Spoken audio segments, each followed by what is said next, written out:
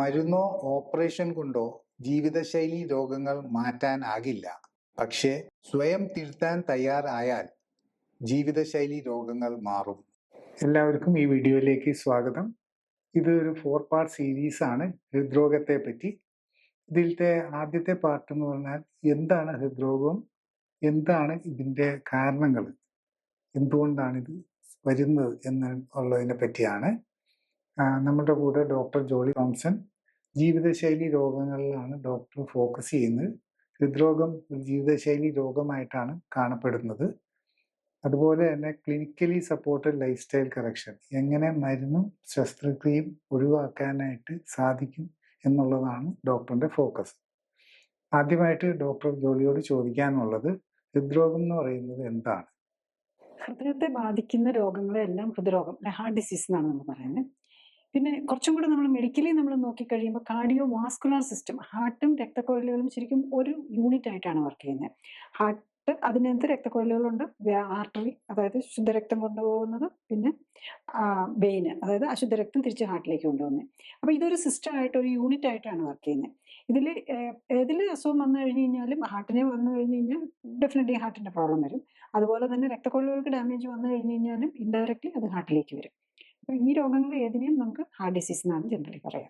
എന്തുകൊണ്ടാണ് ഇപ്പൊ ഇത് ഇത്ര കോമൺ ആയി വരുന്നത്? പ്രത്യേകിച്ചും നേരത്തെയൊക്കെ ഇങ്ങനെ ഒരു ഏജ് കഴിഞ്ഞിട്ടാണ് സാധാരണ കാണാറ്, പക്ഷെ ഇപ്പം അത് പോയിട്ട് വളരെ ചെറുപ്പത്തിലെ തന്നെ വരുന്നതായിട്ട് കാണുന്നു. എന്തുകൊണ്ടാണ്? ബേസിക്കലി ഇതെല്ലാം ഒരു ജീവിതശൈലിയായിട്ട് ബന്ധപ്പെട്ടാണ്. അപ്പം നമ്മളുടെ ഒരു ലാസ്റ്റ് 50 ഇയേഴ്സ്, പ്രത്യേകിച്ച് ലാസ്റ്റ് 25 ഇയേഴ്സ് ജീവിതശൈലിയിൽ വളരെയധികം ഡ്രാസ്റ്റിക് ചേഞ്ചസ് ആണ് വന്നിരിക്കുന്നത്. അപ്പം അതിൽ ഫുഡുണ്ട്, എക്സസൈസ് കുറവാണ്, ഫുഡിൻ്റെ അവൈലബിലിറ്റി കൂടുതലാണ്, പിന്നെ പ്രോസസ്ഡ് ഫുഡ് പ്രത്യേകിച്ച് കൂടുതലും ന്യൂട്രീഷൻ, എസെൻഷ്യൽ ന്യൂട്രീഷനൊക്കെ തീരെ കുറവും, അതേസമയത്ത് ഹൈ കാലറി ഡയറ്റ് കൂടുതലായിട്ട് വരുന്നു. അപ്പോൾ അങ്ങനെ മൾട്ടിപ്പിൾ കാരണങ്ങൾ കൊണ്ടാണ് ഇത് കൂടുന്നത്. ജനറലി ഇതിൽ ഈ ഹാർട്ട് ഡിസീസിനാണെങ്കിലും ഏത് ജീവിതശൈലി രോഗത്തിനാണെങ്കിലും ഒരു ജനറ്റിക് ഫാക്ടറുണ്ട്, ജീവിതശൈലി ഭാഗമുണ്ട്. അപ്പോൾ അതിൽ ആ ജനറ്റിക് ഫാക്ടർ ഉണ്ടാവാം. ഇപ്പം അച്ഛൻ്റെ ഹാർട്ട് അറ്റാക്ക് ഉണ്ടെന്നും കരുതി വന്നിട്ടുണ്ടെന്നും കരുതി മക്കൾക്ക് വരാൻ ചാൻസ് കൂടുതലാണ്. അത് നമ്മൾ അവിടെ മനസ്സിലാക്കുക എന്നുള്ളതാണ്. അപ്പം നമ്മൾ അതിൻ്റെ ഈ ജനറ്റിക്സിനേക്കാളും ഇന്നവേ അതിൻ്റെ equally or much more important ആണ് ഈ എപ്പിജനറ്റിക് ഫാക്ടേഴ്സ്. അപ്പം ജനറ്റിക് അതവിടെ ഒരു ബ്ലൂ പ്രിന്റ് ഉണ്ടെങ്കിലും അത് എക്സ്പ്രസ് ചെയ്യണമെന്നുണ്ടെങ്കിൽ നമ്മുടെ ജീവിതശൈലിയുമായിട്ട് ബന്ധപ്പെട്ടാണ് അതെങ്ങനെയാണ് ആ ജനറ്റിക്സ് എക്സ്പ്രസ് ചെയ്യുക എന്നുള്ളത്, അതായത് അതൊരു രോഗത്തിലേക്ക് വരിക എന്നുള്ളത്. അപ്പം അവിടെ വെച്ച് നമ്മളത് കറക്റ്റ് ചെയ്ത് മനസ്സിലാക്കി കഴിഞ്ഞ് നമ്മൾ കറക്റ്റ് ചെയ്ത് പോയി കഴിഞ്ഞ് കഴിഞ്ഞാൽ ഒരു ഫാമിലിയിൽ ഹാർട്ട് ഡിസീസ് ഒക്കെ റൺ ചെയ്യുന്നവർക്കും അത് പ്രിവെന്റ് ചെയ്യാൻ പറ്റുന്നതേ ഉള്ളൂ. ശരിക്കും ഈ ഹാർട്ട് അറ്റാക്കിനെ പറ്റി പറയുമ്പോൾ പലപ്പോഴും ഇങ്ങനെ വളരെ കൂടുതൽ ഏജ് ഉള്ളവർക്ക് ഹാർട്ട് അറ്റാക്ക് വരുമ്പോൾ അത് ചിലപ്പം അതിൻ്റെയൊക്കെ ലക്ഷണങ്ങളൊക്കെ നേരത്തെ തന്നെ മനസ്സിലാക്കിയായിരിക്കാം. പക്ഷേ അല്ലാതെ ചെറുപ്പത്തിൽ വരുന്ന ഹാർട്ട് അറ്റാക്കിന് എന്താണ് ലക്ഷണങ്ങളായിട്ട് വരിക? സാധാരണ നമ്മൾ ഹാർട്ടിന്റെ പല രോഗങ്ങളും വരുന്നുണ്ട്. അതിനകത്ത് ഇപ്പം നമ്മൾ ഈ ഹാർട്ട് അറ്റാക്ക്, അതായത് ആത്രോസ്ക്ലെറോസിസ്, ഈ രക്തക്കുഴലിൽ കൊഴുപ്പടിഞ്ഞ് ബ്ലോക്ക് ഉണ്ടായി, അതിനാണല്ലോ നമ്മൾ ബൈപ്പാസും സ്റ്റെന്റും ഒക്കെ ഇടുകയും ബൈപ്പാസ് ഒക്കെ ചെയ്യുന്നത്. അതാണ് ഒരു വിഭാഗത്തിൽ വരുന്നത്, അതാണ് ഏറ്റവും കൂടുതലുള്ളത്. പിന്നെ വേറൊരു വിഭാഗം എന്ന് പറയുമ്പോൾ ഓട്ടോ ഇമ്മ്യൂൺ ഡിസീസ്, അതായത് നമ്മുടെ രക്തക്കുഴലുകളെ അല്ലെങ്കിൽ ഹാർട്ടിനെ ഡാമേജ് ചെയ്യുന്ന ഓട്ടോ ഇമ്മ്യൂൺ ഡിസീസസ് കാരണം ഉണ്ടാകുന്ന ഹാർട്ടിന് വരുന്ന, ഹാർട്ടിന്റെ വാൽവുകൾക്ക് വരുന്ന ഡാമേജ്, അതുപോലെ രക്തക്കുഴലുകളെ ഈ റുമാറ്റിസം പോലെയുള്ള രോഗങ്ങൾ അത് ബാധിക്കും. ഈ 2 ഗ്രൂപ്പിലാണ്. അപ്പം റുമാറ്റിസം പോലെയുള്ള ഈ വാതരോഗങ്ങളുള്ളവർക്ക് ഹാർട്ട് അറ്റാക്ക് വരാനുള്ള ചാൻസ് കൂടുതലായിരിക്കും. അതുകൂടാതെ ഈ ഏറ്റവും പ്രധാനമായിട്ട് കൊഴുപ്പടിയുന്നതാണല്ലോ. ഈ കൊഴുപ്പടിഞ്ഞിട്ട് രക്തക്കുഴലുകൾക്ക് ബ്ലോക്ക് ഉണ്ടാകുന്നത്. ഇപ്പം ബ്ലോക്ക് എന്ന് പറഞ്ഞു കഴിഞ്ഞാൽ പലർക്കും അത് മനസ്സിലാകുന്നില്ല എന്നുള്ളത്, അല്ലെങ്കിൽ പേഷ്യൻസ് ആണെങ്കിലും അത് മനസ്സിലാക്കിയിട്ടില്ല എന്നുള്ളതാണ്. ഈ ഹാർട്ടിലെ ബ്ലോക്ക് എന്ന് പറഞ്ഞാൽ നമുക്ക് എക്സസ് കൊഴുപ്പ് നമ്മുടെ രക്തക്കുഴലുകളിൽ അടിഞ്ഞ്, പ്രത്യേകിച്ച് നമ്മുടെ കൊറോണറി ആർട്ടറി എന്ന് പറയുന്ന 2 ചെറിയ ആർട്ടറികളാണ് നമ്മുടെ ഈ ഹാർട്ട് എല്ലാവർക്കും ഹോൾ ബോഡിക്ക് പമ്പ് ചെയ്യുന്നുണ്ട്. ഏകദേശം 60,000 മൈലാണ് നമ്മളുടെ രക്തക്കുഴലുകളുടെ ലെങ്ത്. പക്ഷേ ഈ ഹാർട്ടിലേക്ക് കൊടുക്കുന്ന 2 രക്തക്കുഴലുകളുണ്ട്, അതിലും കൊഴുപ്പടിഞ്ഞ് ബ്ലോക്ക് വരുമ്പോഴാണ് നമ്മൾ ഈ ഹാർട്ട് അറ്റാക്ക് വന്ന് ആദ്യത്തെ അറ്റാക്കിൽ തന്നെ ചിലപ്പം ചിലർ മരണത്തിലേക്ക് പോവാം. അതില്ലാതെ വന്നു കഴിഞ്ഞ് രക്ഷപ്പെട്ടാലാണല്ലോ പിന്നെ നമ്മൾ ബാക്കിയുള്ളതൊക്കെ ചിന്തിക്കാൻ പറ്റുന്നത്. അപ്പം ഏറ്റവും പ്രധാനം നമ്മൾ ഈ അറ്റാക്ക് വരാതിരിക്കാൻ എന്ത് ചെയ്യണം എന്നുള്ളതാണ്. അപ്പം അതിനാണ് നമ്മൾ ടെസ്റ്റുകൾ നോക്കി, നമുക്ക് ഇന്ന് ഒത്തിരി ഈ രക്തക്കുഴലിൽ ബ്ലോക്ക് ഉണ്ടോ എന്ന് അറിയാനായിട്ടും നമുക്ക് ഇന്ന് ഹാർട്ടിന്റെ ഹെൽത്ത് അറിയാനായിട്ട് വളരെയധികം ഡയഗ്നോസ്റ്റിക് ടെസ്റ്റുകൾ നമുക്കുണ്ട്. അത് നോക്കിയാൽ നമുക്കറിയാം. പക്ഷെ പ്രോബ്ലം എന്താണെന്ന് വെച്ച് കഴിഞ്ഞാൽ അറ്റാക്ക് വരുമ്പോഴേ എല്ലാവരും സീരിയസ് ആവുള്ളൂ. പക്ഷെ നമുക്കൊരു നല്ലൊരു പെർസെൻറ്റേജ് ഓഫ് ചാൻസ് ഉണ്ട് ഫസ്റ്റ് അറ്റാക്കിൽ തന്നെ മരണപ്പെടാനുള്ള. അതാണ് നമ്മളെല്ലാവരും മനസ്സിലാക്കേണ്ടത്. അപ്പം നമുക്ക് കൊളസ്ട്രോൾ, ട്രൈഗ്ലിസറൈഡ്, ലൈപിഡ് പ്രൊഫൈൽ ശരിക്കും അത് കൂടുമ്പോൾ തന്നെ മനസ്സിലാക്കുക. ഈവൻ നമ്മുടെ വെയിറ്റ് കൂടും, നമ്മുടെ വയറ് തള്ളി വരാൻ തുടങ്ങും. നമുക്ക് കുടവയറ് വരുമ്പോൾ തന്നെ മനസ്സിലാക്കുക നമ്മുടെ ശരീരത്തിൽ കൊഴുപ്പിന്റെ അളവ് കൂടുന്നു. കൊഴുപ്പിന്റെ അളവ് ശരീരത്തിൽ കൂടുമ്പോഴാണ്, ബ്ലഡിൽ കൊഴുപ്പിന്റെ അളവ് കൂടുന്നതിനാണ് നമ്മൾ കൊളസ്ട്രോൾ മാത്രമല്ല ട്രൈഗ്ലിസറൈഡ് ആണ് മോർ ഇമ്പോർട്ടൻ്റ് ആയിട്ട് വരുന്നത്. ട്രൈഗ്ലിസറൈഡ് കൂടും, കൊളസ്ട്രോൾ കൂടും, ട്രൈഗ്ലിസറൈഡ് കൂടും, അതായത് ഡിസ്ലൈപ്പിഡീമിയ എന്ന് പറയും, അത് വരും. അത് വന്നു കഴിഞ്ഞാൽ നാച്ചുറലി അതിൻ്റെ കൂടെ പിന്നെ രക്തക്കൊഴലുകളിൽ കൊഴുപ്പടിഞ്ഞ് തുടങ്ങും. അത് കൊച്ചിലേ തന്നെ തുടങ്ങും. അത് എത്ര ഫാസ്റ്റായിട്ട് ഡെവലപ്പ് ചെയ്യും എന്നുള്ളത് നമ്മുടെ ജീവിതശൈലി അനുസരിച്ചും ജെനറ്റിക്സ് അനുസരിച്ച് ഡെഫിനറ്റ്ലി, ഒപ്പം തന്നെ ജീവിതശൈലി അനുസരിച്ചും ഇരിക്കും. അപ്പോൾ അത് നമ്മുടെ ബോഡി കോമ്പോസിഷൻ, നമ്മുടെ ഒരു ശരീരത്തിൽ ശരിക്കും പറഞ്ഞു കഴിഞ്ഞാൽ ഒരാളുടെ ആൻജിയോഗ്രാം ഒന്നും നോക്കേണ്ട കാര്യമില്ല. അല്ലാതെ തന്നെ കറക്റ്റായിട്ട് നോളജബിൾ ആയിട്ടുള്ള ഡോക്ടേഴ്സിനൊക്കെ അറിയാം. അവർക്ക് കാണുമ്പോൾ തന്നെ അയാൾക്ക് ബ്ലോക്ക് ഉണ്ടാകും എന്ന് നമുക്ക് പറയാനുള്ള ഇത് വരും. കാരണം വയറ് തള്ളി നിൽക്കുന്നു, മുഖത്തൊക്കെ കറുപ്പ് നിറവും, അതായത് രക്തക്കൊഴലുകളെ അഫക്റ്റ് ചെയ്യുന്നു എന്നുള്ള പല സിംറ്റംസ് കാണിക്കും. പിന്നെ ബ്ലഡ് ചെക്ക് ചെയ്യാൻ പല ടെസ്റ്റുകളുണ്ട്. പ്രത്യേകിച്ച് ഏറ്റവും നമ്മൾ നോക്കുന്നത് കൊളസ്ട്രോളും ഇതാണ് ലൈപിഡ് പ്രൊഫൈലാണ്. പിന്നെ ഇൻഫ്ലമേറ്ററി മാർക്കേഴ്സ് ഉണ്ട്, HSCRP, CRP, പിന്നെ ഹോമോസിസ്റ്റീൻ, പിന്നെ ട്രൊപ്പോണിൻ. അതായത് ഇമ്മീഡിയറ്റ് റീസണബിളി, അതായത് ഒരു കുറച്ചും കൂടെ ലേറ്റസ്റ്റ് സ്റ്റേജിലേക്ക് എത്തിയിട്ടുണ്ടെങ്കിൽ ട്രൊപ്പോണിൻ എന്ന് പറഞ്ഞൊരു ടെസ്റ്റ് ഉണ്ട്. അതായത് ഹാർട്ടിന്റെ മസിലുകൾക്ക് ഡാമേജ് വന്നിട്ടുണ്ടോ ഓൾറെഡി എന്നുള്ളത് അറിയാനായിട്ട്. അതാണ് യൂഷ്വലി നമ്മൾ ആ ടൈപ്പ് ഓഫ് ടെസ്റ്റുകളാണ് നമ്മളൊരു നെഞ്ചുവേദനയായിട്ട് അറ്റാക്ക് വന്നു കഴിഞ്ഞിട്ട് നമ്മൾ ചെല്ലുമ്പോൾ ഹോസ്പിറ്റൽസിലാണെങ്കിലും നോക്കുന്നത് ട്രൊപ്പോണിൻ ടെസ്റ്റും പിന്നെ ECG ആണ്. ECG പക്ഷേ നമുക്ക് മെയിൻലി ഇമ്മീഡിയറ്റ്ലി ഒരു അറ്റാക്ക്, ഹാർട്ടിന് ഇപ്പോൾ ഒരു ഡാമേജ്, ഒരു ഇസ്കീമിയ, അതായത് രക്തോട്ടം കുറഞ്ഞിരിക്കുന്ന അവസ്ഥയിൽ മാത്രമേ ഉണ്ടാവുള്ളൂ. അല്ലെങ്കിൽ ഓൾഡ് അറ്റാക്കിന്റെ ലക്ഷണങ്ങളെ കാണിക്കുള്ളൂ. അപ്പോൾ സിംറ്റം, അതായത് ഒരു നെഞ്ചുവേദനയായിട്ട് ഇരിക്കുമ്പോഴേ നമുക്ക് ECG നോക്കുമ്പോൾ നമുക്ക് കാര്യം അറിയാം, ബെനിഫിഷ്യൽ ആവുന്നുള്ളൂ. പിന്നെ ഉള്ളത് അല്ലാതെ വെറുതെ ഇരിക്കുമ്പോൾ ഉള്ള സമയത്ത് നമുക്ക് അറിയണമെങ്കിൽ സ്ട്രെസ് ടെസ്റ്റ് നോക്കുന്നത്, അതാണ് നമ്മൾ TMT ടെസ്റ്റ് നോക്കുമല്ലോ, അതിൽ നിന്നറിയാം. പിന്നെ നെക്സ്റ്റ് അഡ്വാൻസ്ഡ് ആയിട്ട് വരുന്നതാണ് നമ്മുടെ ഈ രക്തക്കൊഴലുകളെ ബ്ലോക്ക് തന്നെ നമുക്ക് അറിയാൻ പറ്റും. ഹാർട്ടിന്റെ ഡയറക്റ്റ്ലി അറിയത്തില്ലെങ്കിലും അൾട്രാസൗണ്ട് സ്കാൻ വെച്ച്, അൾട്രാസൗണ്ട് സ്കാൻ സൈഡ് എഫക്ട്സ് ഒന്നുമില്ല, വളരെ എക്കണോമിക്കലായിട്ടുള്ള ടെസ്റ്റാണ്. അത് വെച്ച് CIMT എന്ന് പറയുന്നത്, അതായത് നമ്മുടെ കഴുത്തിൽ ബ്രെയിനിലേക്ക് പോകുന്ന രക്തക്കൊഴലുണ്ട്, കരോട്ടിഡ് ആർട്ടറി എന്ന് പറയുന്നത്. കരോട്ടിഡ് ആർട്ടറി ഇന്റിമ മീഡിയ തിക്നെസ്, അതായത് കരോട്ടിഡ് ആർട്ടറിക്കകത്ത് എന്തോരം കൊഴുപ്പടിഞ്ഞിട്ടുണ്ട് എന്നറിയാനുള്ള ടെസ്റ്റ് ഉണ്ട്. അത് നമ്മുടെ ഹാർട്ടിൽ അതിനകത്തുണ്ടെങ്കിൽ ഡെഫിനറ്റ്ലി നമുക്ക് അനുമാനിക്കാം ഹാർട്ടിന് മാത്രമല്ല എല്ലാ രക്തക്കൊഴലുകൾക്കും ആ ആത്രോസ്ക്ലെറോസിസ് വന്നു തുടങ്ങിയിട്ടുണ്ടെന്ന്. അതിൻ്റെ ഒരു ഇൻറ്റൻസിറ്റി അറിയാനായിട്ട് ഇത് യൂസ്ഫുൾ ആക്കും. പിന്നെ ഉള്ളത് നമ്മുടെ CT ആൻജിയോഗ്രാം, പിന്നെ കാൽസ്യം സ്കോർ, പിന്നെ ലേറ്റസ്റ്റ് ആയിട്ട് പിന്നെ MR ആൻജിയോഗ്രാം വന്നിട്ടുണ്ട്. പക്ഷേ ഇപ്പം നമുക്ക് അത്ര കോമൺലി അവൈലബിൾ ആയിട്ടില്ല. പിന്നെ PET ആൻജിയോഗ്രാം വരുന്നുണ്ട്. നമ്മൾ ഈ ക്യാൻസറിനൊക്കെ ചെയ്യുന്ന PET സ്കാൻ ഉണ്ടല്ലോ, അത് സ്പെസിഫിക് ട്രേസേഴ്സ് വെച്ചിട്ട് ഹാർട്ടിന് വേണ്ടിയിട്ട് ചെയ്യുന്നുണ്ട്. പക്ഷേ ഇതിലേക്കൊക്കെ പോകുമ്പോൾ എന്താണെന്ന് വെച്ചാൽ CT MR ഒക്കെ വരുമ്പോൾ യൂഷ്വലി കോൺട്രാസ്റ്റ് ഇഞ്ചക്ഷനും കൂടെ വേണ്ടി വരും. അതും കൂടെ നമ്മൾ നോക്കണം. ഇപ്പോൾ കോൺട്രാസ്റ്റ് ഇല്ലാത്ത MR വരുന്നുണ്ട്. അങ്ങനെ വരികയാണെങ്കിൽ കുറച്ചും കൂടെ സേഫർ ആയിരിക്കും. അപ്പം ഇത്രയും ഒന്നും നമുക്ക് നോക്കിയില്ലെങ്കിൽ പോലും നമ്മളുടെ ബോഡിയുടെ പാരാമീറ്റേഴ്സും നോക്കി ഈ ബ്ലഡ് ടെസ്റ്റിൽ പിന്നെ നമുക്ക് സൈഡ് എഫക്ട്സ് ഒന്നും വരുന്നില്ലല്ലോ. ബ്ലഡ് ടെസ്റ്റും ഈ അൾട്രാസൗണ്ട് സ്കാനും വെച്ച് തന്നെ നമുക്ക് റീസണബിളി എല്ലാം വളരെ നേരത്തെ തന്നെ കണ്ടുപിടിക്കാൻ പറ്റുന്നതാണ്. ശരിക്കും ഈ കൊളസ്ട്രോൾ ആണ് എല്ലാവരുടെയും മൈൻഡിൽ ഏറ്റവും വലിയ പ്രോബ്ലമായിട്ട് കാണുന്നത്. അപ്പോൾ ഈ കൊളസ്ട്രോൾ എന്ന് പറയുന്നത് നമ്മൾക്ക് കുറച്ച് നിർത്തിയാൽ ഈ പറയുന്ന 90% ഹാർട്ട് അറ്റാക്സും വരുന്നത് ഈ കൊളസ്ട്രോൾ അല്ല, ഈ ബ്ലോക്ക് കാരണമെന്നാണല്ലോ പറയുന്നത്. ആ 90% അതിൽ വല്ല വ്യത്യാസം വരുത്താൻ പറ്റുമോ? കൊളസ്ട്രോൾ എന്ന് പറഞ്ഞു കഴിഞ്ഞാൽ നമ്മുടെ ബോഡി തന്നെ ഉണ്ടാക്കുന്ന ഒരു ഒരു എന്താ നമ്മുടെ റോ മെറ്റീരിയൽ എന്ന് പറയാം, നമ്മൾ പല ആവശ്യങ്ങൾക്കും വേണ്ടിയിട്ടുള്ള. കൊളസ്ട്രോളിൽ നിന്നാണ് നമ്മുടെ sex steroids, testosterone, oestrogen, progesterone ഒക്കെ ഉണ്ടാക്കുന്നത്. പിന്നെ അതുപോലെ സ്റ്റിറോയിഡ് ഹോർമോൺസ് നമുക്ക് ബോഡിക്ക് വളരെ എസെൻഷ്യൽ ആയിട്ടുള്ളതാണ്. അതുപോലെ മിനറൽ കോർട്ടിക്കോയിഡ് എന്ന് പറയും, അതാണ് നമ്മുടെ BP ഒക്കെ, മൂത്രത്തിന്റെ കൺട്രോള്, അതായത് ഹോമിയോസ്റ്റേസിസ് ഒക്കെ നോക്കാനായിട്ട് വളരെ ഇമ്പോർട്ടൻ്റ് ആയിട്ടുള്ള ഹോർമോണാണ് ആൽഡോസ്റ്ററോൺ എന്നൊക്കെ പറയുന്ന മിനറൽ കോർട്ടിക്കോയിഡ് ഗ്രൂപ്പ്. പിന്നെ ഈവൻ വൈറ്റമിൻ D ഉണ്ടാക്കാൻ, ഈവൻ നമ്മുടെ സെൽ വാളിന്റെ ആ ഇന്റഗ്രിറ്റി കൊടുക്കുന്നത് സെൽ മെംബ്രെയിൻ ആണ്. ശരിക്കും സെൽ വാളിനേക്കാളും നമ്മുടെ ഹ്യൂമൻ ഇതിൽ പറയുന്ന നമ്മുടെ മനുഷ്യരിലെ സെൽ മെംബ്രെയിൻ എന്ന് പറയും, അതായത് സെല്ലിന്റെ ബൗണ്ടറി ആയിട്ട് വെക്കുന്ന ഇതൊക്കെ കൊളസ്ട്രോൾ ഒരു മേജർ ഘടകമാണ്. ഈവൻ ബ്രെയിനിന്റെ കോൺസ്റ്റിറ്റ്യൂഷൻ ഒരു മേജർ ഘടകമാണ് ഈ കൊളസ്ട്രോൾ എന്ന് പറയുന്നത്. അപ്പൊ കൊളസ്ട്രോൾ നമ്മുടെ ബോഡി നമ്മുടെ ആവശ്യം അനുസരിച്ച് ഉണ്ടാക്കിക്കൊണ്ടിരിക്കുന്നതാണ്. പക്ഷെ ഫോർച്ചുനേറ്റ്ലി ഭാഗ്യം അത് ഇല്ലാത്തത് കൊണ്ടോ നമുക്ക് അതിനെ ബ്ലോക്ക് ചെയ്യാനായിട്ടുള്ള മരുന്നുണ്ട്. ഈ സ്റ്റാറ്റിൻ എന്ന് പറയുന്ന മരുന്ന് കൊളസ്ട്രോളിന്റെ പ്രൊഡക്ഷനെ അങ്ങ് ബ്ലോക്ക് ചെയ്യും. അപ്പം അതുകൊണ്ട് നമുക്ക് ബ്ലഡ് നോക്കിക്കഴിഞ്ഞാൽ സ്റ്റാറ്റിൻ കഴിച്ചു കഴിഞ്ഞ് കഴിഞ്ഞാൽ ബ്ലഡിൽ കൊളസ്ട്രോൾ കുറയും. പക്ഷെ ട്രൈഗ്ലിസറൈഡ് അങ്ങനെ കുറയണമെന്നില്ല. ട്രൈഗ്ലിസറൈഡ് ആണ് ശരിക്കുള്ള കൊഴുപ്പെന്ന് പറയുന്നത്. അതായത് നമ്മളുടെ രക്തത്തിലെ കൊഴുപ്പ്, മെയിൻ കൊഴുപ്പെന്ന് പറയുന്നത് ട്രൈഗ്ലിസറൈഡ് ആണ്. അതാണ് എണ്ണ. ബേസിക്കലി നമ്മൾ ഈ കുക്കിംഗ് ഓയിലും അതുപോലെ ഈ നട്ട്സ്, ഓയിൽ സീഡ്സ് ഉണ്ടല്ലോ, കശുവണ്ടി, കപ്പലണ്ടി ഉള്ള ഇതിനകത്തൊക്കെ ഉള്ളത് മെയിൻ ഒരു ഘടകമാണ് നമ്മളുടെ അതിലെ എണ്ണയാണ്. ഈ എണ്ണയുടെ പേര് ശരിക്കും കെമിക്കലി വരുമ്പോൾ ട്രൈഗ്ലിസറൈഡ് ആണ്. ഈ ട്രൈഗ്ലിസറൈഡിന്റെ അളവ് കൂടുന്നതാണ് ഈ കൊളസ്ട്രോളിന്റെ ഉപയോഗം എന്ന് പറഞ്ഞാൽ. കൊളസ്ട്രോളും കുറച്ച് പ്രോട്ടീനുകൾ, ലൈപ്പോ പ്രോട്ടീൻ എന്ന് പറയും. അതാണ് നമ്മൾ ഈ ലൈപ്പിഡ് പ്രൊഫൈൽ നോക്കുമ്പം HDL, LDL എന്നൊക്കെ പറയുമല്ലോ. അതായത് low density lipoproteins, HDL ആണ് ഹൈ ഡെൻസിറ്റി ലൈപ്പോ പ്രോട്ടീൻ. എല്ലാവരും പറയും LDL കൊള്ളൂല, HDL കുഴപ്പമില്ലാത്തതാണ്. അതെന്താണെന്ന് ചോദിച്ചു കഴിഞ്ഞാൽ ഈ നമ്മളുടെ കൊഴുപ്പിന് നമുക്കറിയാമല്ലോ എണ്ണയ്ക്ക് ഡെൻസിറ്റി കുറവാണല്ലോ. അപ്പൊ കൂടുതൽ കൊഴുപ്പടിഞ്ഞിട്ടുള്ള ട്രൈഗ്ലിസറൈഡ് കൂടുതലുള്ള ഇത് ഈ ലൈപ്പ് HDL, LDL ഒക്കെ ആയിട്ട് ലൈപ്പോ പ്രോട്ടീൻസ് ആയിട്ടാണ് ഈ രക്തത്തിൽ കൂടി ഈ കൊഴുപ്പിനെ കൊണ്ടു നടക്കുന്നത്. ഈ ട്രൈഗ്ലിസറൈഡിനെ ബേസിക്കലി ട്രൈഗ്ലിസറൈഡിനെ കൊണ്ടു നടക്കുന്നത് ഇത് വെച്ചിട്ടാണ്.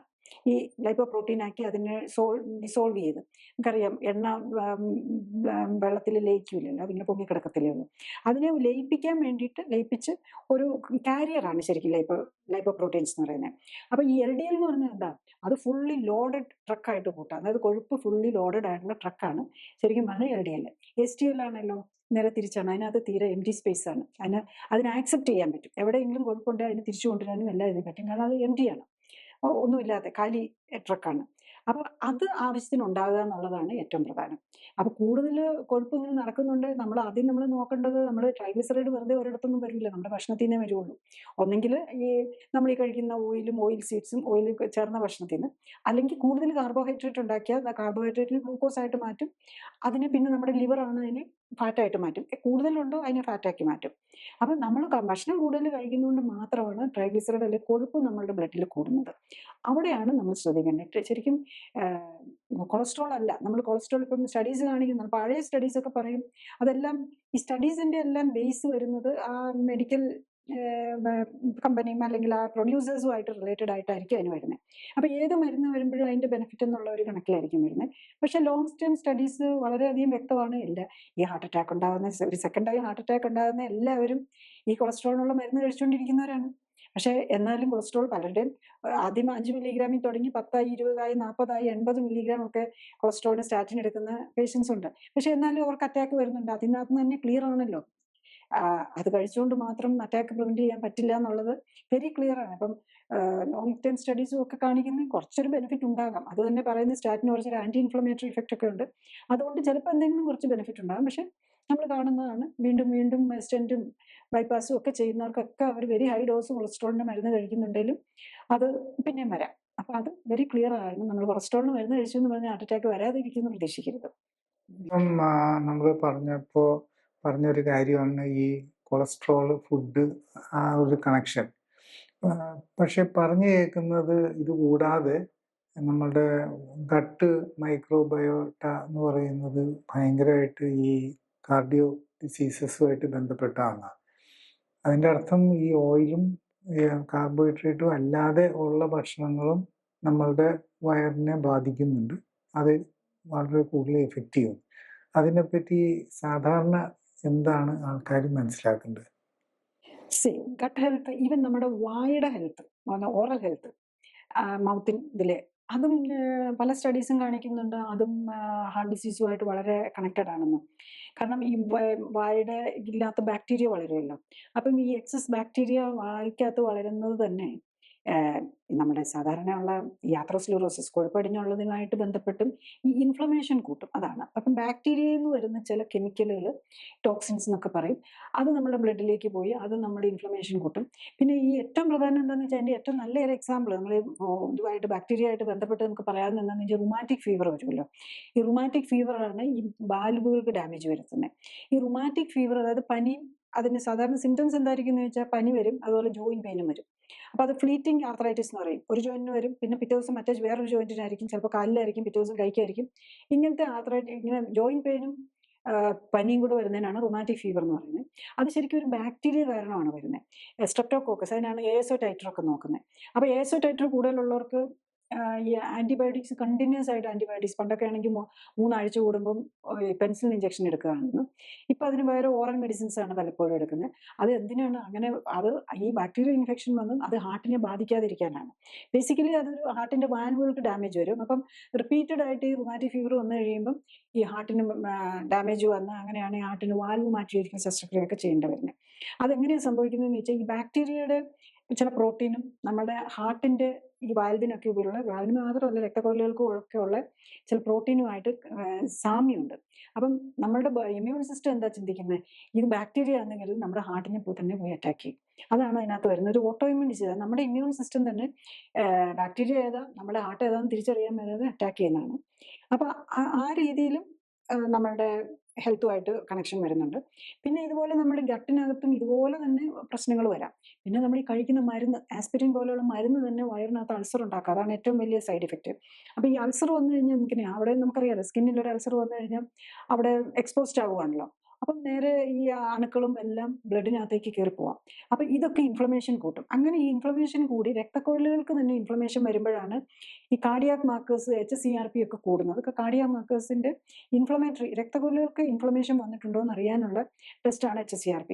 ഇപ്പം നമ്മൾ ഈ കാൽസ്യം സ്കോർ ഒക്കെ നോക്കൂല്ലോ, പലർക്കും ആൻജിയോഗ്രാം ഒക്കെ നോക്കിയിട്ട് കാൽസിഫിക്കേഷൻ കൂടുതലാണ്, അതുകൊണ്ട് സ്റ്റെൻറ്റ് ഇടാൻ പറ്റില്ല. അതായത് പലപ്പോഴും സ്റ്റെൻറ്റ് ഇടാൻ പറ്റാത്തത് രക്തക്കൊഴലുകളിൽ കാൽസ്യം കൂടെ അടിഞ്ഞ്, അതായത് നീർക്കെട്ട് വന്ന് അവിടെ കാൽസ്യം അടിഞ്ഞ് അത് വികസനം ഇല്ലെന്നായിപ്പോയി. വികസിപ്പിക്കാൻ പറ്റാതെ കാൽസിഫിക്കേഷൻ വന്നു കഴിഞ്ഞ് കഴിഞ്ഞാൽ, അതുപോലെ ഈ പ്ലാക്സ്, ആർത്രോസ്ക്ലെറോസിസ്, ഈ കൊഴുപ്പടിഞ്ഞിരിക്കുന്ന അതിൽ തന്നെ കാൽസിഫിക്കേഷൻ വന്നു കഴിഞ്ഞ് കഴിഞ്ഞാൽ പിന്നെ അതിനെ നമുക്ക് ഈ സ്റ്റെൻറ്റ് കൊണ്ടുപോയിടണമെങ്കിൽ അത് ഡയലേറ്റഡ് ചെയ്യണം. അതിന് പറ്റാതെ വരുമ്പോഴാണ് സ്റ്റെൻറ്റ് ഇടാൻ പറ്റില്ല, ബൈപ്പാസ് ചെയ്യണം.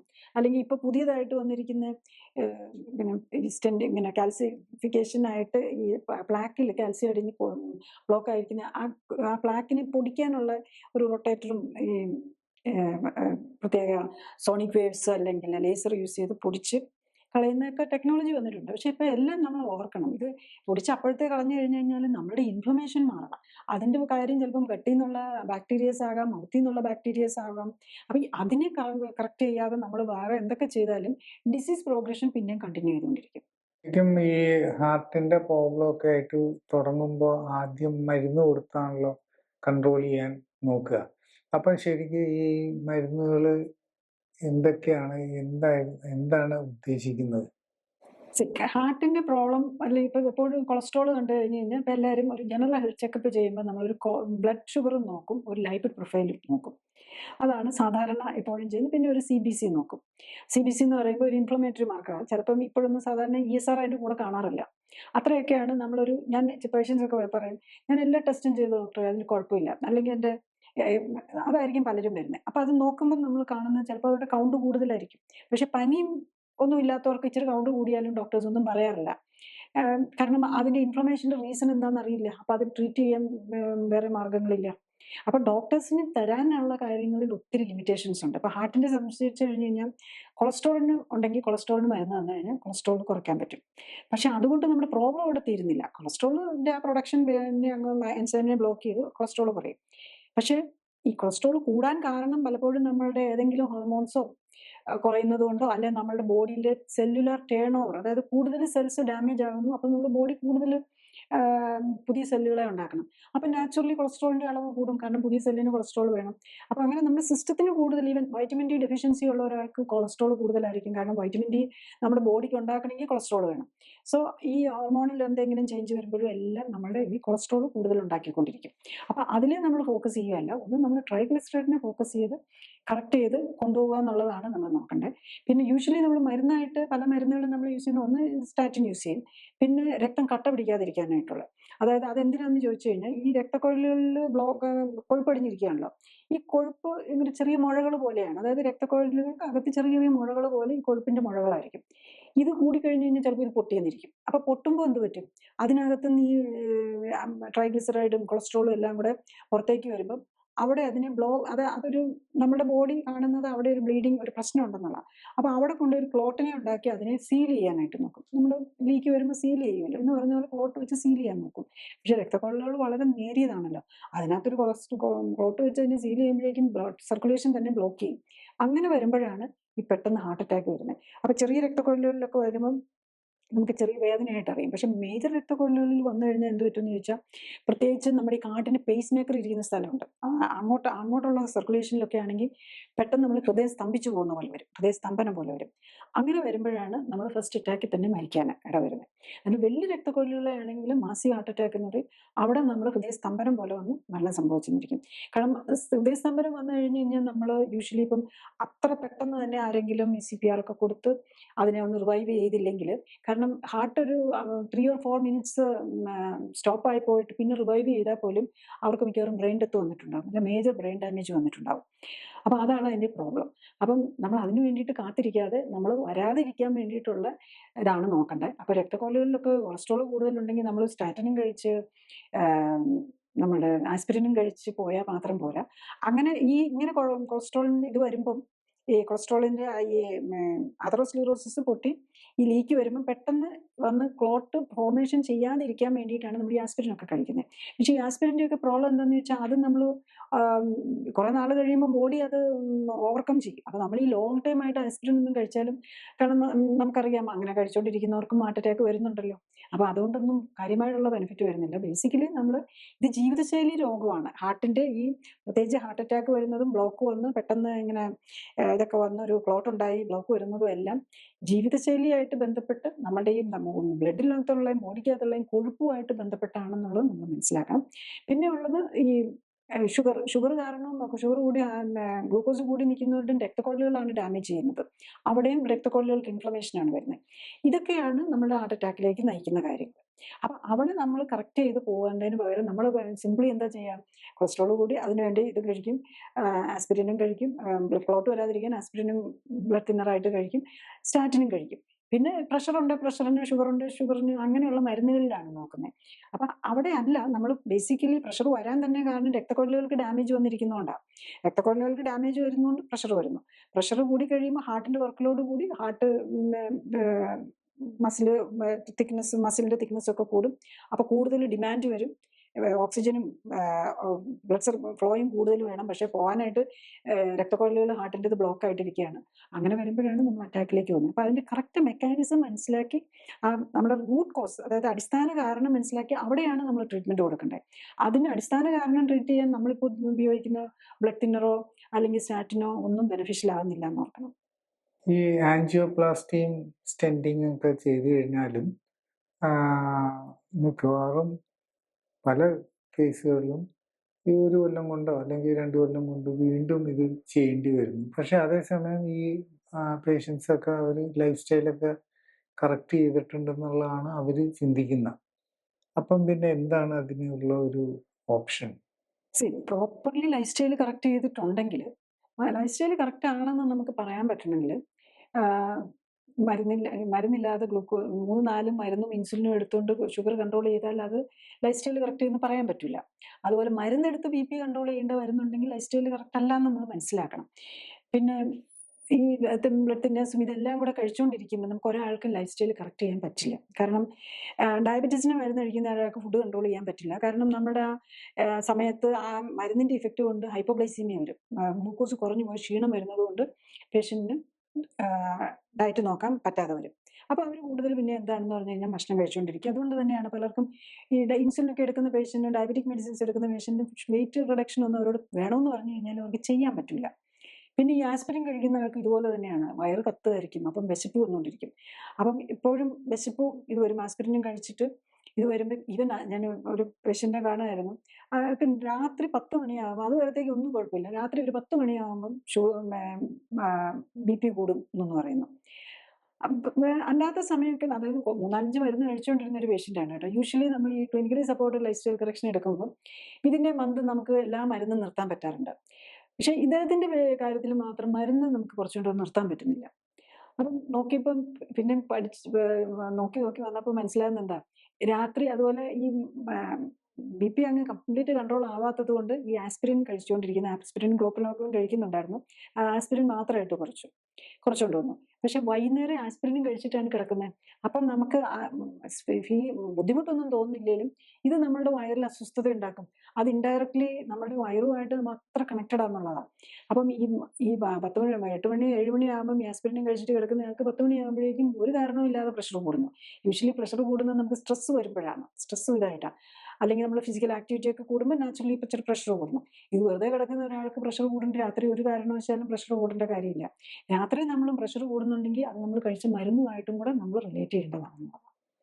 ഈ ഹാർട്ട് പ്രോബ്ലം ഉള്ളവർക്കാണെങ്കിൽ അവരുടെ ഫാമിലിയിൽ നിന്ന് അല്ലെങ്കിൽ അവരുടെ കെയർ ഗീവേഴ്സിൽ നിന്ന് ശരിക്കും എന്ത് ടൈപ്പ് ഓഫ് സപ്പോർട്ട് കിട്ടിയാലാണ് അവർക്ക് ഐഡിയലായിട്ട് പോവാം? അഫ്കോഴ്സ് ആശുപത്രി പോകണം, അതൊക്കെ ഡെഫിനറ്റ്ലി ഉണ്ട്. പക്ഷെ അല്ലാത്ത എന്ത് സപ്പോർട്ടാണ് അവർക്ക് കൊടുക്കേണ്ടി വരിക? പെട്ടെന്നൊരു നെഞ്ചുവേദന വന്നു ഹാർട്ടിന്റെ പ്രോബ്ലം ആണെന്ന് തോന്നിയിട്ടുണ്ടെങ്കിൽ ഡെഫിനറ്റ്ലി ഹോസ്പിറ്റലിൽ പോയി നമ്മൾ സ്റ്റേബിൾ ആകുക എന്നുള്ളതാണ് നമ്മൾ ചെയ്യേണ്ടത്. പക്ഷേ ഇപ്പോഴാണേലും ഒരു നെഞ്ചുവേദന വന്നു കഴിഞ്ഞ് കഴിഞ്ഞാൽ നമ്മൾ ചെല്ലുമ്പോൾ തന്നെ നമ്മൾ യൂഷ്വലി നോക്കുന്ന ട്രൊപ്പോണിൻ എന്ന് പറഞ്ഞൊരു ടെസ്റ്റ് നോക്കും. പിന്നെ ECG നോക്കും. ECG, troponin test. ഇത് രണ്ടുമാണ് നമ്മൾ ഡയഗ്നോസിസിനായിട്ട് ഇമ്മീഡിയറ്റ് ആയിട്ട് കാർഡിയോളജി യൂണിറ്റുകളൊക്കെ ചെയ്യുന്നത്. അപ്പോൾ ട്രൊപ്പോണിൻ കൂടുതലെന്ന് കണ്ടു കഴിഞ്ഞാൽ അവിടെ ഒരു ഇമ്മീഡിയറ്റ് വന്നിട്ടുണ്ടാകാം എന്നുള്ളതാണ്. അത് എത്ര കൂടി എന്നുള്ളതനുസരിച്ച്. അല്ലെങ്കിൽ ക്രോണിക് ആയിട്ടുള്ളവർക്കും ട്രൊപ്പോണിൻ കൂടിയിട്ടുണ്ടാകും. ECG ST സെഗ്മെന്റ് എലിവേഷൻ എന്ന് പറയും. അതായത് STEMI and non STEMI. ST segment ECG changes ഉള്ളതാണെങ്കിൽ ഇമ്മീഡിയറ്റ്ലി അവിടെ ഒരു രക്തം കട്ടപിടിച്ച് അവിടെ ഒരു ബ്ലോക്ക് വന്നിട്ടുണ്ടെന്നുള്ളതാണ്. അതായത് ക്ലോട്ട് ഉണ്ടായി ബ്ലോക്ക് വന്നിട്ടുണ്ടെന്നുള്ളതാണ് എടുക്കുന്നത്. മറ്റേതാണെങ്കിൽ നമ്മൾ നോൺ സ്റ്റെമി ആണെങ്കിൽ അവിടെ ഗ്രാജുവൽ ആയിട്ടുള്ള ബ്ലോക്ക് വരുന്നുണ്ടാവാം. അപ്പോൾ അത് ആവശ്യം ഇടയ്ക്ക് എന്തെങ്കിലും ബുദ്ധിമുട്ടുകൾ വരുമോ അല്ലെങ്കിൽ കൂടുതൽ ഡിമാൻഡ് വരുമ്പോൾ അവിടെ ഹാർട്ടിന് ആവശ്യത്തിന് ബ്ലഡ് കിട്ടുന്നില്ല എന്നുള്ളത്. അപ്പോൾ ഇത് വെച്ചിട്ടാണ് നമ്മൾ പലപ്പോഴും പണ്ടൊക്കെ ആണെങ്കിൽ നമ്മൾ ഈ സ്റ്റെമി അതായത് ഈ ബ്ലോക്ക് വന്നിരിക്കുന്നത് കാണുമ്പം ഒരു ക്ലോട്ടിനെ ലൈസ് ചെയ്യാനുള്ള മരുന്നുണ്ട്, അത് ഇഞ്ചെക്ട് ചെയ്യുക എന്നുള്ളതായിരുന്നു. ഇപ്പം ഇമ്മീഡിയറ്റ്ലി തന്നെ ക്ലോട്ടിനെ ലൈസ് ചെയ്യാനുള്ള മെഡിസിൻ ഇഞ്ചെക്ട് ചെയ്യും. അത് കഴിഞ്ഞ് പേഷ്യൻറ്റിനെ സ്റ്റേബിൾ ആക്കുക എന്നുള്ളതായിരുന്നു പഴയ ലൈൻ ഓഫ് മാനേജ്മെന്റ്. ഇപ്പോൾ പക്ഷേ കൂടുതലും ഇപ്പം നമുക്ക് ഈവൻ നമ്മുടെ ഓരോ വില്ലേജസിൽ പോലും വൈൻ സിറ്റീസിൽ മാത്രമല്ല എല്ലാ പഞ്ചായത്തിലും തന്നെ 1-2 കാത്ത് യൂണിറ്റുള്ള ഹോസ്പിറ്റൽസ് ഉണ്ടാകും. അപ്പോൾ അത്ര ക്ലോസ് ആയിട്ടുള്ളത് കൊണ്ട് ഇമ്മീഡിയറ്റ്ലി കാത്ത് ലാബുള്ള ഹോസ്പിറ്റലിൽ വന്നു കഴിഞ്ഞ് കഴിഞ്ഞാൽ ഇപ്പം കൂടുതലും ഈ ഇങ്ങനത്തെ ഇതിനല്ല, കൂടുതലും അപ്പം നോക്കി സ്റ്റെൻഡ് ഇടാൻ. ആക്ച്വലി സ്റ്റെൻഡ് ഇടുമ്പോൾ നമുക്ക് അതിനെ ഡയലേറ്റ് ചെയ്യാൻ മാത്രമേ പറ്റുന്നുള്ളൂ. അപ്പം ശരിക്കും ഇതിലാണെങ്കിൽ നമ്മൾ ക്ലോട്ട് ലൈസ് ചെയ്യാനുള്ള മരുന്ന് തന്നെ ഉണ്ടല്ലോ, അപ്പോൾ അത് കൊടുക്കുക. അത് കഴിഞ്ഞ് പേഷ്യൻറ്റിനെ സ്റ്റേബിൾ ആക്കി കഴിഞ്ഞ് കഴിഞ്ഞാൽ നമ്മൾ ബേസിക്കലി ലൈഫ് സ്റ്റൈൽ കറക്റ്റ് ചെയ്താൽ മതി. നമ്മളൊരു സ്റ്റെൻഡ് ഇട്ടു ഇമ്മീഡിയറ്റ്ലി പ്രൈമറി സ്റ്റെൻഡിങ് എന്ന് പറയും. അത് 12 മണിക്കാണെങ്കിലും രാത്രി 12 മണിക്കാണെങ്കിലും 1 മണിക്കാണെങ്കിലും മിക്കവാറും പ്രൈമറി സ്റ്റെൻഡിങ്. ഇപ്പം ഡോക്ടേഴ്സ് ഒരു കാർഡിയോളജിസ്റ്റുമായിട്ട് ഡിസ്കസ് ചെയ്തപ്പോൾ പറയുമായിരുന്നു, അങ്ങനെ ചെയ്യുന്നത് അതിൻ്റെ നമ്മൾ പേഷ്യൻ്റ് അൺസ്റ്റേബിൾ ആയിരിക്കുന്ന സമയത്ത് ചെയ്യുമ്പോൾ അതിൻ്റെ റിസ്ക് ഉണ്ട്. പക്ഷേ ഇപ്പോഴത്തെ കണ്ടീഷനിൽ എന്താണെന്ന് ചോദിച്ചു കഴിഞ്ഞാൽ അന്നേരം തന്നെ ചെയ്തില്ലെങ്കിൽ അപ്പം ഡോക്ടർ വന്ന് ചെയ്യാത്തത് കൊണ്ടാണ് അറ്റാക്ക് വന്ന് മരിച്ചുപോയത്. പിന്നെ ഒരു സെക്കൻഡ് അറ്റാക്കോ എന്തെങ്കിലും ഉണ്ടായാൽ മരിച്ചുപോയെന്ന് പറഞ്ഞ് പേഷ്യൻ്റ് പ്രോബ്ലം വരും. അങ്ങനെ വരുമ്പോൾ ഡോക്ടർ ബുദ്ധിമുട്ട് വരും, ഹോസ്പിറ്റലിന് ബുദ്ധിമുട്ട് വരും. അതുകൊണ്ട് പ്രൈമറി മാക്സിമം കെയർ കൊടുത്തു എന്ന് കൊടുത്തു മാത്രം പോരാ, അതിനപ്പുറത്തേക്ക് ഒരു കെയർ ഉണ്ടെങ്കിൽ അത് കൊടുത്തില്ല എന്നും പറഞ്ഞ് അത് കേസായി മാറും, ഡോക്ടറെ സ്യൂയിങ് വരും. ഇതൊക്കെ കാരണം ഡോക്ടേഴ്സ് എല്ലാം ഇപ്പം അപ്പം തന്നെ ആൻജിയോഗ്രാം ചെയ്യുക, സ്റ്റെൻഡ് ഇടുക എന്നുള്ളതാണ്. ശരിക്കും അത് നമുക്ക് അങ്ങനെ ചെയ്യുമ്പോൾ അതിൻ്റെതായ ഒരു റിസ്ക് ഉണ്ട്. ഈ രാത്രിയൊക്കെ ചെയ്യുമ്പം ഡോക്ടേഴ്സ് ആണെങ്കിലും സ്റ്റാഫ് ആണെങ്കിലും ഒന്നും ഒരു ഫുള്ളി ഇതല്ലല്ലോ, അവരും ഒക്കെ ഉറക്കത്തിൽ നിന്ന് എഴുന്നേറ്റ് വരുമല്ലേ ചെയ്യുന്നത്. അപ്പോൾ അതിൻ്റെ സ്റ്റാഫിൻ്റെ ഷോർട്ടേജ് ഉണ്ടാകും. എല്ലാം ഒരു ഐഡിയൽ അറ്റ്മോസ്ഫിയർ ആയിരിക്കണമെന്നില്ല തിയേറ്ററിനകത്താണെങ്കിലും. അപ്പം ബേസിക്കലി നമ്മൾ നൈറ്റിലൊക്കെ ആണെങ്കിൽ നമ്മൾ ഇങ്ങനത്തെ മെഡിക്കൽ മാനേജ്മെൻറ്റ് പേഷ്യൻറ്റിനെ സ്റ്റേബിൾ ആക്കുക എന്നുള്ളതാണ്. കാരണം നമ്മൾ പേഷ്യൻറ്റിനെ സ്റ്റേബിൾ ആക്കാനുള്ള മെഡിക്കേഷൻ കൊടുത്ത് സ്റ്റേബിൾ ആക്കി അത് കഴിഞ്ഞ് കഴിഞ്ഞാൽ ശരിക്കും നേരെ ആൻജിയോഗ്രാം പോലും പോകേണ്ട കാര്യമില്ല. അത് കഴിഞ്ഞാൽ ലൈഫ് സ്റ്റൈൽ കറക്ഷൻ ഇമ്പോർട്ടൻസ് കൊടുത്താൽ തന്നെ മതിയാവും. അപ്പം അങ്ങനെ പലപ്പോഴും പേഷ്യൻസ് നമുക്ക് ഞാൻ എൻ്റെ എക്സ്പീരിയൻസിൽ നിന്നാണ് പറയുന്നത്. അപ്പോൾ പലർക്കും ഇങ്ങനെ വിടാൻ താല്പര്യമില്ലാത്തവർക്ക് സ്റ്റെൻഡ് ഇടാനും, അല്ലെങ്കിൽ ചിലർക്ക് ഫൈനാൻഷ്യൽ പ്രോബ്ലംസ് ഉണ്ടാവാം, അല്ലെങ്കിൽ അങ്ങനെയൊക്കെ പല കാരണങ്ങൾ കൊണ്ടും സ്റ്റെൻഡ് ആൻജിയോഗ്രാം ചെയ്യണമെന്ന് പറഞ്ഞിട്ട് ചെയ്യാതെ വരുന്ന പേഷ്യൻസ് ഉണ്ട്. അല്ലെങ്കിൽ TMG എടുത്തപ്പോൾ പോസിറ്റീവായി, അപ്പം ആൻജിയോഗ്രാം ചെയ്യണമെന്ന് പറഞ്ഞിട്ട് അത് ചെയ്യാതെ നമ്മൾ ലൈഫ് സ്റ്റൈൽ കറക്ഷനിലേക്ക് വരുന്ന പേഷ്യൻസ് ഉണ്ട്. പിന്നെ ഈവൻ നമ്മൾ നമ്മളൊരു ആൻജിയോഗ്രാം ചെയ്തു, ഇമ്മീഡിയറ്റ്ലി തന്നെ വേദന വന്നു, നൈറ്റിൽ 2 മണിക്കോ 3 മണിക്കോ ഒക്കെ നമ്മൾ ആൻജിയോഗ്രാം ചെയ്തു കഴിഞ്ഞ് കഴിഞ്ഞാലും ഈ കാൽസിഫൈഡ് ആണെങ്കിൽ അല്ലെ കൂടുതൽ സിവിയർ ആയിട്ടുള്ളതിന് നമുക്ക് ഒന്നും ചെയ്യാൻ പറ്റില്ല ഡോക്ടേഴ്സിന് ഇമ്മീഡിയറ്റ്ലി. പിന്നെ അത് ബൈപ്പാസ് ചെയ്യാൻ പറ്റുള്ളൂ. അപ്പം ബൈപ്പാസ് ചെയ്യണമെന്നുണ്ടെങ്കിലും വെയിറ്റ് ചെയ്ത് അത് പിന്നെ ബാക്കി അതിൻ്റെ വേണ്ടി പ്രിപ്പറേഷൻ എല്ലാം ചെയ്തിട്ടല്ലേ ബൈപ്പാസ് ചെയ്യുള്ളൂ. അപ്പം അത് കാണിക്കുന്നത് തന്നെ നമുക്ക് വെയിറ്റ് ചെയ്യാം എന്നുള്ളതാണ്. വെയിറ്റ് ചെയ്ത് പേഷ്യൻ്റ് ആണ് ഡിസൈഡ് ചെയ്യേണ്ടത്. അപ്പം നമുക്ക് അങ്ങനത്തെ അല്ല, എനിക്കൊരു പ്രോബ്ലം ഉണ്ട്, ഞാൻ ലൈഫ് സ്റ്റൈൽ കറക്റ്റ് ചെയ്യാൻ വില്ലിങ് ആണെങ്കിൽ ആദ്യം സ്റ്റേബിൾ ആകുക. അത് കഴിഞ്ഞ് കഴിഞ്ഞാൽ അതൊക്കെ നമ്മൾ ലൈഫ് സ്റ്റൈൽ കറക്റ്റ് ചെയ്ത് ഈ പാരാമീറ്റേഴ്സ് എല്ലാം കറക്റ്റ് ആവുന്നുണ്ടോ എന്ന് നോക്കുക. ട്രോപ്പോണിൻ കറക്റ്റ് കുറഞ്ഞു വരുന്നുണ്ടോ, അതുപോലെ HCRP കുറഞ്ഞു വരുന്നുണ്ടോ, ഹോമോസിസ്റ്റീൻ കറക്റ്റഡ് ആവുന്നുണ്ടോ, കൊളസ്ട്രോളും ട്രൈഗ്ലിസറൈഡും ഒക്കെ കറക്റ്റ് ആവുന്നുണ്ടോ. വിത്ത് മെഡിക്കേഷൻ അല്ല, മെഡിസിൻ ഇല്ലാതെ ബേസിക്കലി കറക്റ്റ് ആയിട്ടുള്ള ഗൈഡ് ലൈൻസോട് കൂടി ലൈഫ് സ്റ്റൈൽ കറക്റ്റ് ചെയ്ത് കഴിഞ്ഞാൽ വിതിൻ എ മന്ത് എത്ര മരുന്ന് കഴിച്ചുകൊണ്ടിരിക്കുന്ന പേഷ്യൻ്റ് ആണെങ്കിലും, ഹാർട്ട് ഓറിയൻറ്റഡ് ആയിട്ടുള്ള മരുന്ന് കഴിക്കുന്ന പേഷ്യൻസിനാണേലും നമുക്ക് കുറച്ചുകൊണ്ട് വന്ന് BP ഒക്കെ നോർമൽ ആക്കാൻ പറ്റും എന്നുള്ളതാണ്. അല്ലാതെ നമ്മൾ തിയറിറ്റിക്കലി ഒരു ഒരു തിയറി പറഞ്ഞിട്ട് കാര്യമില്ലല്ലോ. അത് പ്രാക്ടിക്കലി റിസൾട്ട് പ്രൊഡ്യൂസ് ചെയ്യാൻ പറ്റുന്നുണ്ടോയെന്ന്, അത് പോസിബിൾ ആണെന്നുള്ളതാണ് ബേസിക്കലി എൻ്റെ എക്സ്പീരിയൻസ് കാണിക്കുന്നത്. പക്ഷേ അപ്പം നമുക്ക് പേഷ്യൻസിനും കൂടി അവെയർ ആവണം. കാരണം ഇൻ്റർനാഷണലി ഇപ്പോൾ ആക്സെപ്റ്റ് ചെയ്തിരിക്കുന്ന ട്രീറ്റ്മെൻറ്റ് മെത്തേഡ് എന്ന് പറഞ്ഞു കഴിഞ്ഞാൽ നെഞ്ചുവേദന വന്ന് അപ്പോൾ തന്നെ ആൻജിയോഗ്രാം ചെയ്യുക, സ്റ്റെൻറ്റ് ഇടുക. ഹാർട്ട് അറ്റാക്ക് ആണ്, നോൺ സ്റ്റെമി ആണെങ്കിലും നോൺ സ്റ്റെം, അതായത് ECG ചേഞ്ച് ഉണ്ടെങ്കിലും ഇല്ലെങ്കിലും ആൻജിയോഗ്രാം ചെയ്ത് ബ്ലോക്ക് കാണുകയാണെന്നുണ്ടെങ്കിൽ സ്റ്റെൻറ്റ് ഇടുക എന്നുള്ള. പക്ഷേ നമുക്ക് ഈ പ്രായമുള്ള ആൾക്കാർക്ക് ഇപ്പോഴത്തെ 40 വയസ്സ് കഴിഞ്ഞ ആൾക്കാർക്ക്, പ്രത്യേകിച്ച് കൊളസ്ട്രോളിനും ഒക്കെ മരുന്നും കഴിച്ചുകൊണ്ടിരിക്കുന്ന ആളാണെങ്കിൽ ഡെഫിനറ്റ്ലി അവർക്ക് ഉണ്ടായിരിക്കും, ബ്ലോക്ക് ഉണ്ടാകുമെന്ന് നമുക്ക് ഉറപ്പിക്കാം.